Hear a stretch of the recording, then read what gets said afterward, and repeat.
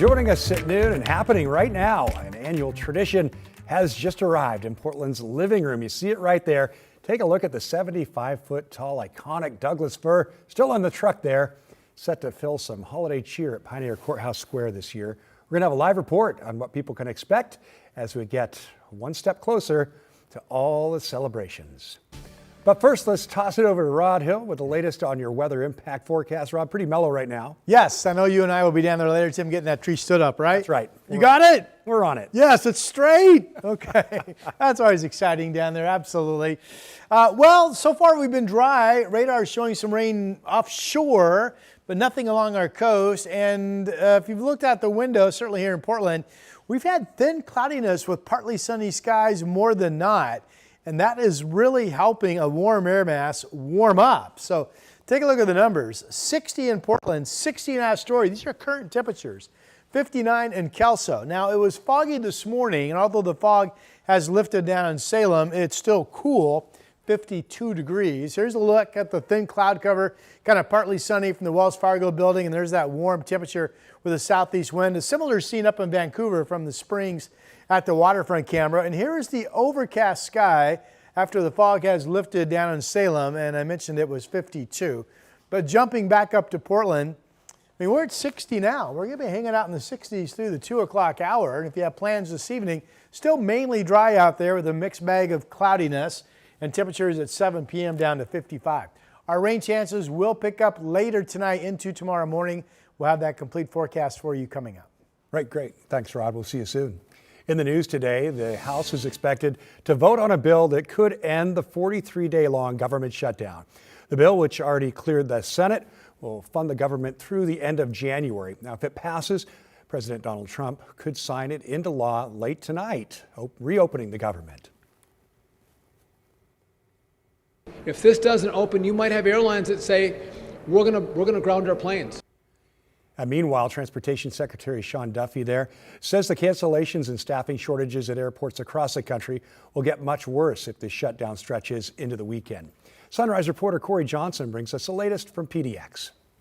Well, so far at PDX this morning, at least 4 arrivals and 4 departures have been canceled out of the airport. Those impact people traveling to Las Vegas, Bend, and San Jose. Now, dozens of flights were also canceled out of PDX yesterday. Until the shutdown comes to an end and it's a done deal, expect flight cancellations to continue. According to the FAA, a 4% reduction in operations took effect last Friday, ramping up to 6% yesterday, and it will sit at 8% by tomorrow, and then 10% come Friday. We talked to some travelers who say even though their flights haven't been canceled, their friends and family members have been getting stuck in other cities. I think it's really affecting people's lives. I think of the commuters and stuff that work in other states, and I think of people going abroad and things like that. There are already so many limitations with travels. Now keep in mind, if your flight is canceled, airlines will rebook you for another flight at no cost to you. Corey Johnson reporting there. Many people have been wondering if the government reopens in the coming days, how long is it going to take for things to get back to normal? The timeline for air travel returning to normal is a little uncertain. The FAA is still forcing flight cancellations due to air traffic controller shortages. Transportation Secretary Duffy says he's not sure the staffing issues will go away immediately, but he says he'll rely on data to decide when the FAA can lift shutdown-related flight restrictions. For things like SNAP, officials say benefits could resume promptly. Well, we're also learning more about the possibility that Homeland Security could open some sort of ICE facility near the city of Newport at the Oregon coast. City, county, and state leaders say they're still working to confirm the details, but they're worried about the toll this could take on people in their community. This is a big tourism and fishing industry, and something like that might have detrimental impact to those impacts to our industries. Newport leaders tell KGW they were first made aware of a potential detention facility after a third party filed a letter of intent to rent several acres near the airport for federal use. It's the same location that housed a Coast Guard rescue helicopter for nearly a decade, one that was recently moved to Coos Bay. Officials say they haven't been able to get any answers from anyone at Homeland Security. City Council is now set to hold a public meeting tonight at 6 p.m. to discuss what they do know. We plan to be there, and we'll let you know what comes out of that.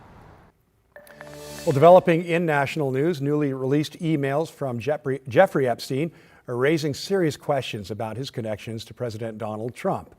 House Democrats on the Oversight Committee released 3 email chains dating from 2011 to 2019 that they say come from Epstein's estate. In one email to journalist Michael Wolff, Epstein claimed Trump, quote, knew about the girls. In another message to Ghislaine Maxwell, he wrote that Trump spent hours with someone the committee identifies as a victim. Now, NBC News has not independently verified these emails. The House Oversight Committee says its investigation into Epstein's network is still ongoing. Epstein died by suicide in 2019 while awaiting trial on sex trafficking charges, his death sparking widespread conspiracy theories about his powerful connections. Well, here's a look at some national headlines this afternoon. Former NFL star Antonio Brown pleaded not guilty in an attempted murder case. Brown appeared in a New Jersey court yesterday after being extradited from Dubai. He's accused of shooting at a man outside a Miami boxing event in May. Brown waived extradition to Florida, where he'll face the charges. His attorney claimed he acted in self-defense. Visa and MasterCard have agreed to a new $38 billion settlement over swipe fees. Merchants claim the companies charge too much to accept their credit cards. If approved, the deal would end a 20-year legal battle and gradually lower fees over the next 5 years. The settlement still needs court approval, which could take up to a year. I want to listen to your struggles, hear your stories, amplify your voice, go to Washington, and execute on your behalf. The only grandson of the late President John F. Kennedy announced he is running for Congress. Jack Schlossberg said he's running as a Democrat for New York's 12th congressional district.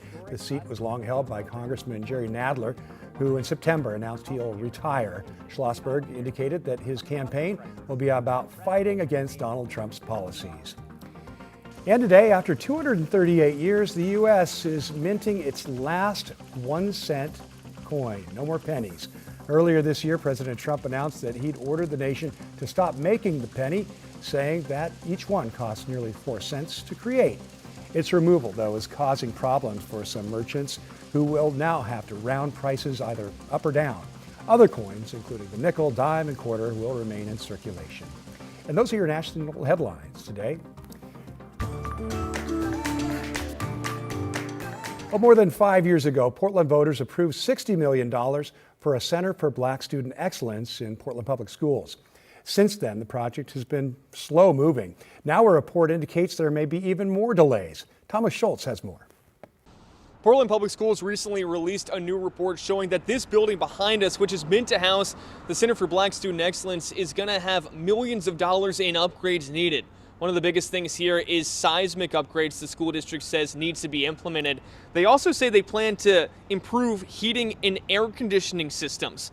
This is all expected to cost up to $20 million. That's more than a sale agreement for the building cost back in September. That was for $16 million. The building is supposed to be a place where students can receive support services, things like tutoring. All are welcome here on campus, though the bond was initially passed to specifically help black students and address educational disparities. The money has been in PPS's coffers since 2020. That was when voters passed $60 million for the project. Now some, like Kelly Mason, who's a former Jefferson music director, says this project is taking too long to complete. There's been a lot of back and forth and a lot of money that's been mismanaged, unfortunately. I think it's really important as someone that's a former employee to speak out about it, and the way that things are going, I don't feel is reflective of putting a lot of energy and intent on making sure that the students have what they need. Now, even though there's a sales agreement complete for this property, nothing's been finalized here yet. The school board still has to cross their T's and dot their I's. That's something that they plan to do next month. Though we asked them as well, with these upgrades that you know need to happen at this facility, does that change their plans about this project? Maybe push them to look at a different building or a different facility? They haven't responded to our request for comment on that one. We'll keep you updated once they do. In North Portland, Thomas Schultz, KGW News.